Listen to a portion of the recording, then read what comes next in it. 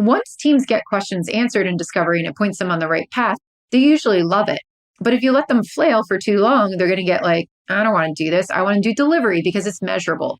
We can look at the outputs. We can see what we actually did. We made progress.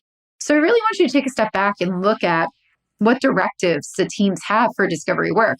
Are you like, go out and discover, do all the things, like bring me back ideas? That might be too much for them. That might be too much for junior product managers or people who are new to discovery. I would instead maybe bound it around, here's a problem that we're hearing, go validate it.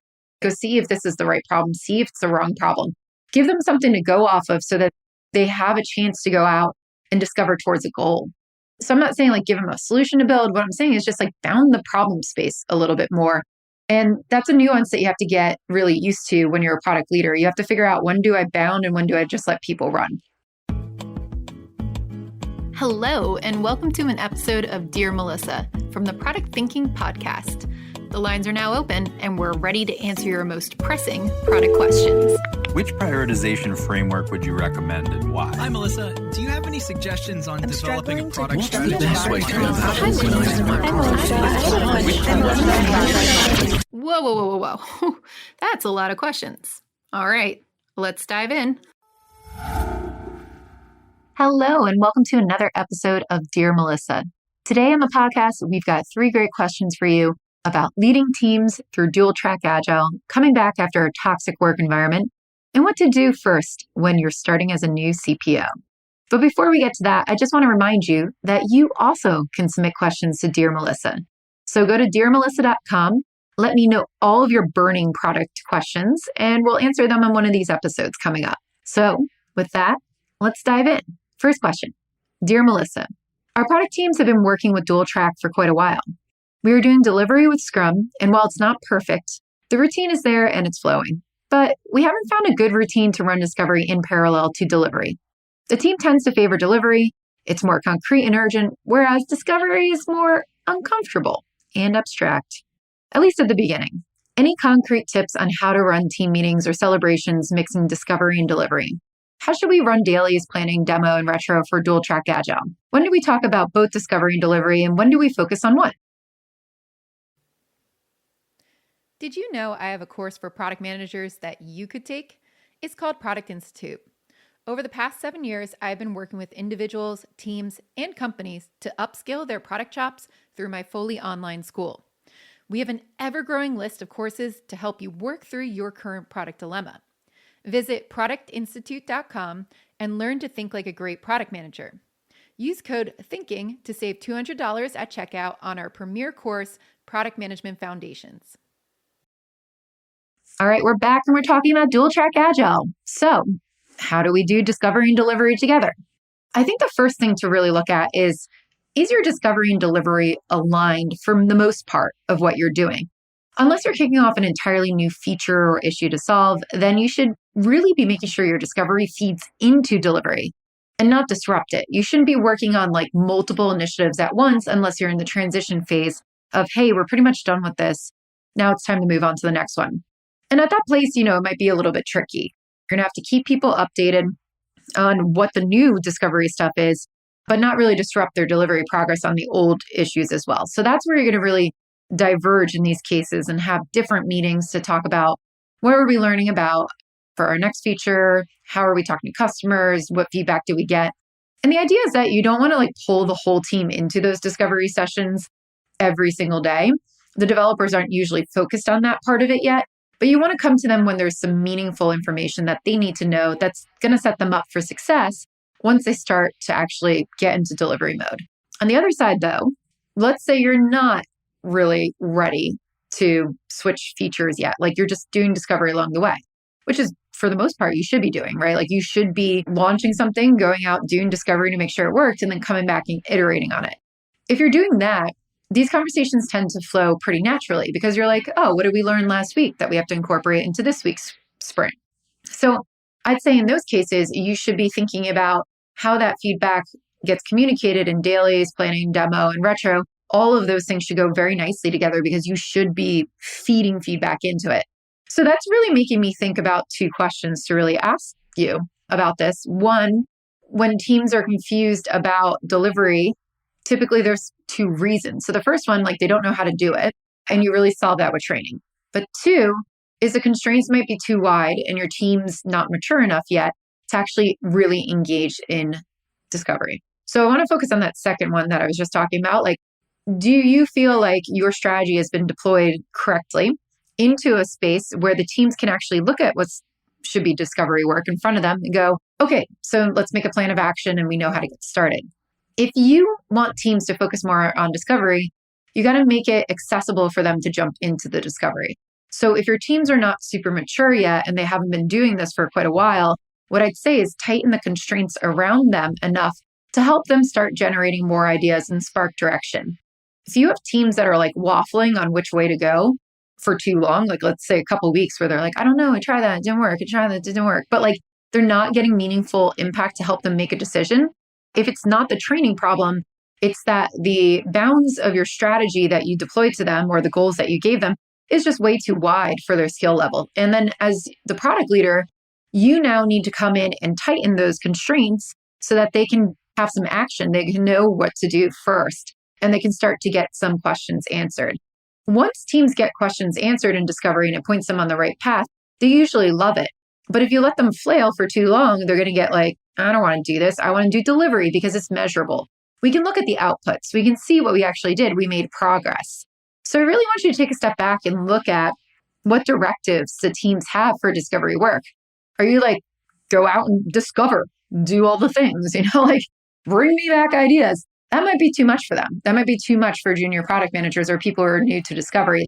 I would instead maybe bound it around here's a problem that we're hearing, go validate it. Go see if this is the right problem, see if it's the wrong problem. Give them something to go off of so that they have a chance to go out and discover towards a goal.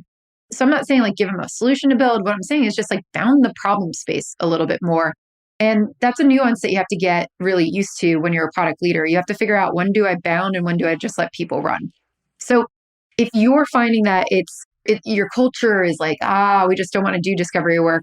Do they know how to do discovery work? And two, am I giving them enough encouragement to go out and do discovery work by bounding their constraints, by bounding their strategy enough to get them started?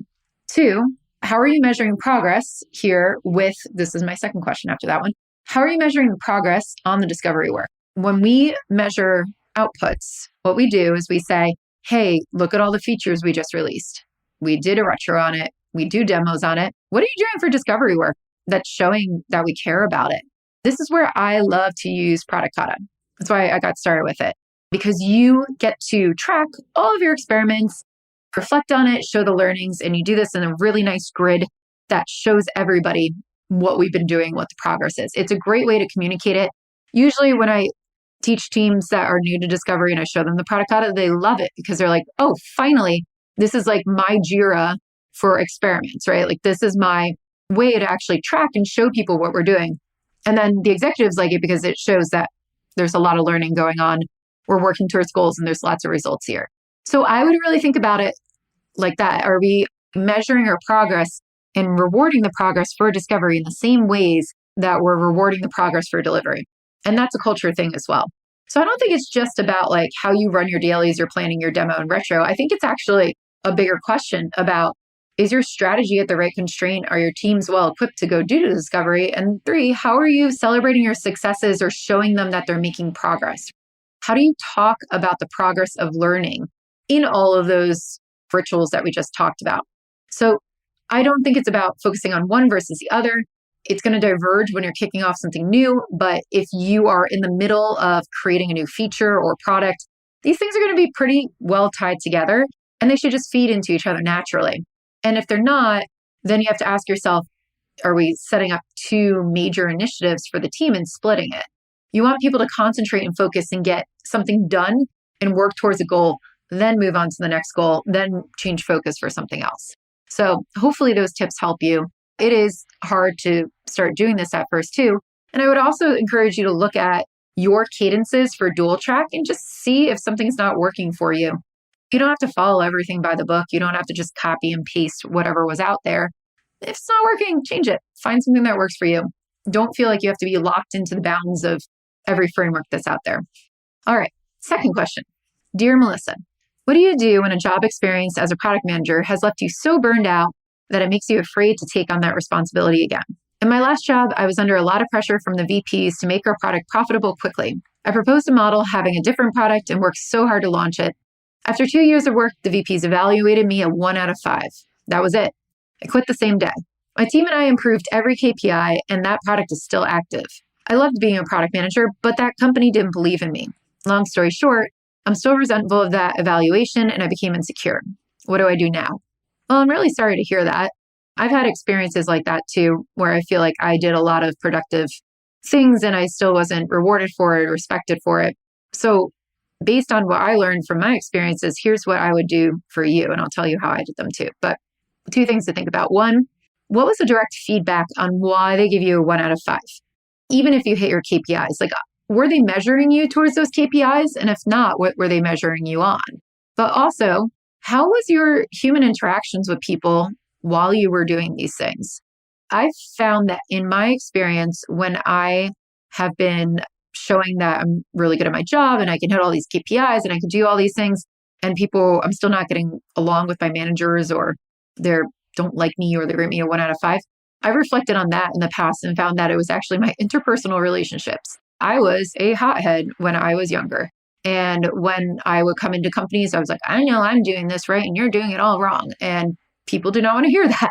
So I learned over the years that just hitting your numbers isn't enough, right? You also have to build relationships with people and make sure that you're doing the other parts of your jobs too. And as a product manager, that's a huge part of it. So you may have came in here, and I don't know, I'm just saying, like, this happened to me. So maybe it happened to you, but it's something good to reflect on. You may have came in there and said, like, I'm going to do this, watch me do this, but burnt a lot of bridges along the way and made some enemies. And that might be why you got a 1 out of 5. Or you didn't know how to manage up. That's a hard thing to learn too. It took me a really long time to learn that. How are you communicating the progress of these things to your VPs along the way? How are you keeping them informed? How are you making sure that they had some input into it and you weren't just dismissing everything that came out of their mouths, but you were really taking in their feedback, understanding the business and moving in the right direction for that? I would really look at some of those things and have a hard conversation with yourself and say, could some of this have been me? If it wasn't, this is number 2, the second thing I would think about. If it wasn't, the other thing you need to remember is sometimes managers suck, really, really suck. A lot of people are in positions of power that should not be in positions of power. And how do they get there? They get there from being great individual contributors, sometimes having a really big ego, and they get, promoted doing their job well into this new job, managing people, and they've never done it before, and they just suck at their jobs. So I don't know what the culture was like at your company, but maybe you had a bunch of really sucky leaders who took advantage of you, didn't understand what you were doing, and didn't really understand the value that you were providing there. That could be it. I'd encourage you to look at number 1 first and reflect internally before looking at the leadership. But sometimes it is the leadership. And I hate to say that, but sometimes there are really sucky leaders out there and they ruin our experience and they take us for granted. And I've also seen, bias in organizations too, where you do a lot of really good work and people just don't recognize it because they have biased notions about what you should be doing. I was passed up for a job really early on in my career, not really early on in my career, I'd say like later stages, where I hit all these qualifications on a rubric they wanted to hire me for, but they didn't want to hire me for that position. They were like, no, you're more junior than that. I said, you gave me the rubric. I fit these rubrics, right? Like I hit all these levels. Yes, but we just don't feel like you're senior enough for this position. I'm like, well, what does that mean? I hit all the requirements. You may have had a situation like that too, where there's just a lot of bias and you were taken for granted for what you could actually do. How did I get over that? I channeled all of my frustration at that into proving people wrong. That's probably where I'm at today. And you can do that. That's how you can get over feeling insecure. But I will say the way that I feel like I became more successful and didn't keep running into these situations, because I did run into many different situations along the way to where I got to now, is just like really being self-retrospective, where you really look internally and say, all right, some of these situations could be my fault. Some of them could be external factors. Which are the pieces that were my fault that I might try to tweak next time and see if it changes that situation for the better? And where can I draw the line and say objectively, that wasn't it? Might be helpful to talk that through with a coach, talk about those experiences. I found when I started to really think about the conversations I was having, that kept pointing out places where I could have had those conversations better. And in the first story I was telling you about a place where I came in and I was like, no, you're doing it all wrong. I wouldn't have told you even 6 months later that it was my fault with that company. But a year later, 2 years later, when I start reflecting on, my experiences there, my experiences elsewhere, and why certain things were working, why certain things don't work there, I realized a majority of it was me. Part of it was definitely the people I worked for, but part of it was me. And I think that's really important for any career, is to look back and say, what can I do better? I'm not going to have a perfect situation all the time. I'm not going to work with perfect people all the time. But what can I do better to actually help with that? I think if you came in there, launched this product, it's still running, you hit all those KPIs, don't take this super personally. Reflect and figure out, what might I have done differently, communicating with the VPs or working with the VPs to make that experience better?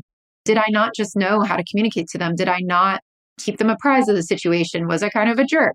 Ask yourselves these questions. They're hard questions to ask and they will be humbling. And I have reflected on my experience before and been like, yeah, I was a jerk. But you have to be honest about that, because that's how you grow, right? That's how you get better in your career. But then two, don't let this kick you out of product management. It happens to all of us. It happened to me. It happens to the best of us. And all you can do is learn from it and keep going. And I think if you were able to get the results that you're describing to me in this, you're going to be a great product manager. You may need to just work on some other skills. And you may need to find a culture that actually appreciates it and gets product management.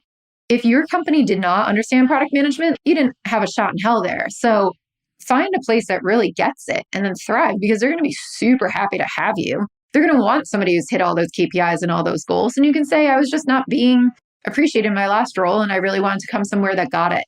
And that's a totally fine story to tell. So don't feel like you're out of the race, but do think about all of your experiences and the people you interact with, and then take some of that to grow and learn. That is probably the thing that has helped me most in my career, is being able to analyze a situation, reflect on it, and be really honest about what I could have done better. And if you keep doing that, you're going to get better at everything that you do. And things are going to get easier too at the end of the day. I'll just say, you're just going to work with people and it's going to be easy and it's going to be nice. And it's not going to be frustrating anymore when you think through all of those things. So it's a really important skill to have, is being able to be introspective and really think about what I'm doing as well, but also recognize when the situation's out of your hand and it wasn't your fault. So get back in there, keep going. Don't let this hold you back. We still need some great product managers. So don't feel down about this. All right. Here's our last question. Dear Melissa, I'm starting a CPO role soon for an ambitious new startup with a large initial budget, over $50 million of funding. We are roughly 5 pillars propping up the vision, and one pillar is substantially larger at this stage than the others. In year 1, I will need to build out product leadership, management, and design functions. Assuming I have confidence in the vision, pillars, and key problems to solve, where should I start and how should I sequence with regards to building out the team hires, culture, systems, and processes? Thanks in advance. You're welcome in advance. All right. Most important advice I can give you as a new CPO stepping into this role is make sure your first hires are for the people who are going to be freeing up your time, which means leadership. You know you're going to have to hire a bunch of junior people, but you need to hire the leadership first so that they can go hire the bunch of junior people. So what I look at is how do I scale myself? How do I make sure that I'm maximizing my time to do the things that I was hired to do, which is build out the team, but then also do the strategy. One of the biggest reasons I see CPOs get fired when they're new is because they spent all their time doing everything else except the strategy. You were hired to help with the strategy. So make sure you're concentrating on the vision, make sure you're concentrating on the strategy, and make sure that you're really being a member of the executive team and you're spending a lot of time building those relationships. That is where your focus should be. Now, let's talk about your team hires, your culture, your systems and processes. If you get design leadership and product leadership in place, now they can go hire the teams. Hire great people for that you can work with and let them go take that work on. Because as you know, I'm sure, hiring takes up a ton of time. You shouldn't be spending your time hiring a ton of junior people. That's not worth it. Get in a VP of product, get in a VP of design, get a product ops person and then let them go build teams. That's how you should really be thinking about this. Like, how can I get the people who are going to build my teams? 2, if you bring in leadership too, they can also help with the processes. So if you hire a product ops person early, they can help you standardize some of these processes. They can help you set up your metrics so that you can measure your strategy, which is really important. And they're going to help you set up the systems as well and make sure your tools are actually working. Same with design leadership, same with product leadership. So the most important thing that you could possibly do is get in really, really good leadership. Start there. I would spend a lot of your time right now making sure that you get those people in there and then delegate to them a bunch of the work to go out and hire the next people and also start to set up processes and systems. If you get those people in there, they can take the brunt of the everyday like grunt work going on with this. And then you can come back in and check and give your inputs. But you don't want to be the person who's making a PowerPoint on how we do product management at your company, right? Like that's not your role as a chief product officer. I'd also say if you are building up a team this large, you may also want to think of getting a chief of staff. Chief of staffs usually come from a bunch of backgrounds, but I've seen a lot of really good consulting chief of staffs. They come from Bain and McKinsey and all those places.